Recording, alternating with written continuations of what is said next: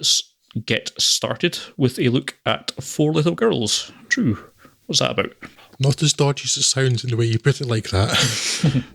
4 of Spike Lee's films have been selected for inclusion in the United States National Film Registry, an honour that's given to works considered to be culturally, historically or aesthetically significant. The first 3 films were among those we covered in our first Spike Lee episode, and the 4th is this. As Scott says, Four Little Girls, Lee's first attempt at making a documentary.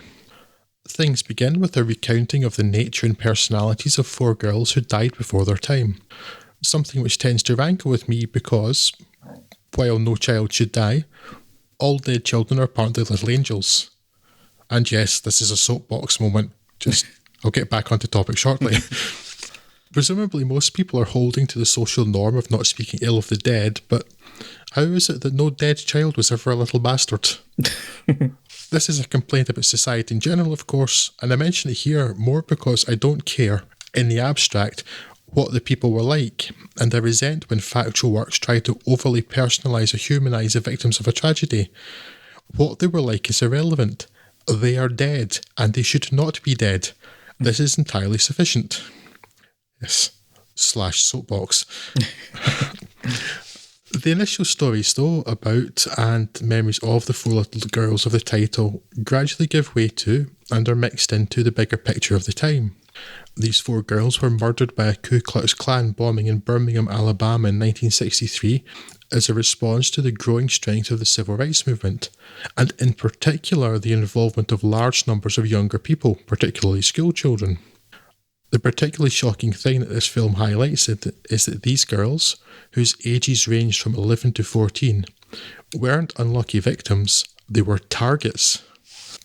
Lee's narrative weaves together the stories of the girls, their families, the civil rights movement, and the effects on all of these of the bombing and others like it. It's a deeply affecting film. How could a film about children murdered by terrorists be anything other, of course? And, in the trait of the best documentaries, educates and informs. In fact, my only problems with Four Little Girls are technical ones. There is the ever-present, usually unwelcome underscoring that afflicts Lee's work, and horribly claustrophobic framing of most of the interview subjects. A real surprise given the accomplishments in other films of Lee's DP here, the well-regarded Ellen Kuras. This results in a number of sequences in which the camera pushes in for an even tighter close-up of an emotion-filled face, leaving us staring at a full screen of one eye, a nose and half a mouth. It is not an effect that works. However, that's not the point, the content is. And, well, it's a story about children being murdered during the civil rights movement because, well, some people are just evil, quite frankly.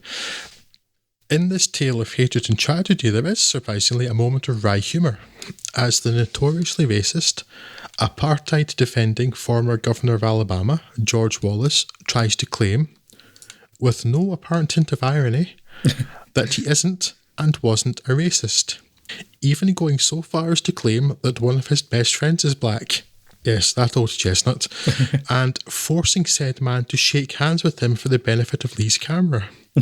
The expression on said friend's face is truly a picture, and likely worth more than 1,000 words. His face and the film are well worth seeing. Yes.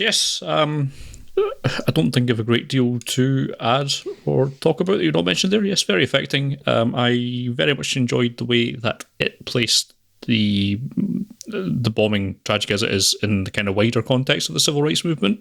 That was quite an effective little strand of actually informing at the same time as just not just following the shock and misery of the bombing itself. And so yes, that was very well worth watching. Can't really think I've got anything else to add that at all. Yes, it's very good documentary and well worth watching, and certainly it's one of Lee's. It probably does deserve to be in the Library of Congress as well, not just for the telling of the events and the emotion that it brings, but also the kind of wider context of it as well. Yeah, quite enjoyed it. It's always hard to tell without further research, but as far as I can tell, it seems quite objective. To be honest, there's not really a much need for greater context because, murdered children. Yeah, there's not like another hand that has to be given equal weight here or anything like that. Yeah. But yes, I really enjoyed it. I was a wee bit worried at first, like I said, just because I don't think there's any particular value to saying, well, these people were loved and they were killed. Lots of people that are killed are loved. That's not really the point. Yeah. It's the why, but it kind of uses that as a central point to begin with, then fleshes out around it before and after, and then more just other general things that happened that were similar.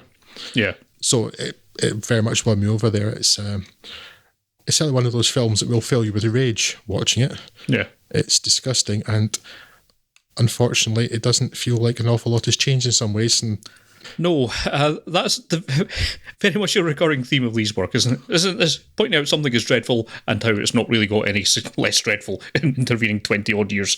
Yeah.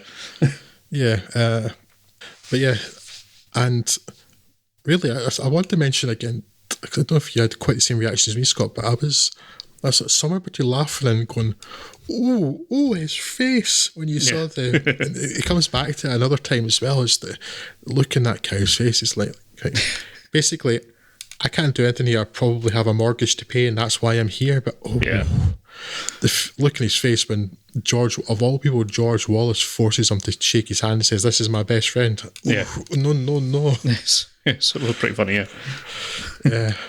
Yeah, no self-awareness, that guy at all. George Wallace, I mean, not the so-called friend. Yes, George Wallace, not a good person. You're not going to convince us otherwise. You're trying to do a bit of revisionism here, I think, and it's not working. But that's another good bit about it, actually, is that Lee here he's not trying to, catch him out or put any words in his mouth around. He's basically just stuck the camera on him and he speaks. Yeah. Because there's a few good sections of unbroken speaking. And it's like not being edited. And it's like, he's basically hanging himself, which is ironic because that's largely what he wanted to do to black people, I think. Yeah. Pity it was only metaphorical, but